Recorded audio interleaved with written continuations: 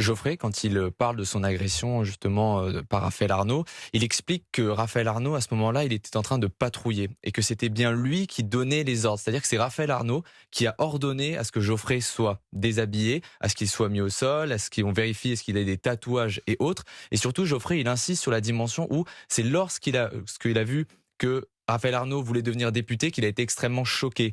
Et c'est pas le seul qui a été choqué dans cette histoire. C'est-à-dire que Raphaël Arnaud a pris pour collaborateur parlementaire quelqu'un qui s'appelle Jacques-Élie Favreau, qui est également un militant de la Jeune Garde, qui a été mentionné et reconnu par beaucoup de victimes, notamment à Saint-Étienne, comme étant l'agresseur de ces victimes. Et toutes ces victimes-là, en fait, elles ont vu aussi, encore une fois, quelqu'un de la Jeune Garde être à l'Assemblée nationale, être aux côtés de Raphaël Arnaud, alors qu'elles ont déposé plainte dans les PV, et on dit également qu'elles avaient été violentées physiquement. Vous voyez, il y a une dimension où les victimes sont en train de voir actuellement à l'Assemblée nationale, eh bien, ceux qui les ont agressées, et elles sont extrêmement choquées. Je rajoute qu'en ce moment même, je reçois beaucoup de témoignages de personnes de la France insoumise, de personnes issues même du monde de la gauche, à Lyon, à Lille, à Avignon, qui sont en ce moment sous stress parce que Raphaël Arnaud a demandé à faire vérifier les téléphones et utilise les mêmes méthodes de pression qu'il a utilisées sur les militants qu'il a agressés, directement sur les militants de gauche qui ne supportent Au sein même plus. de LFI. Exactement, et qui ne supportent plus cette chape de plomb Oui. instaurée par la Jeune Garde et par Raphaël Arnaud.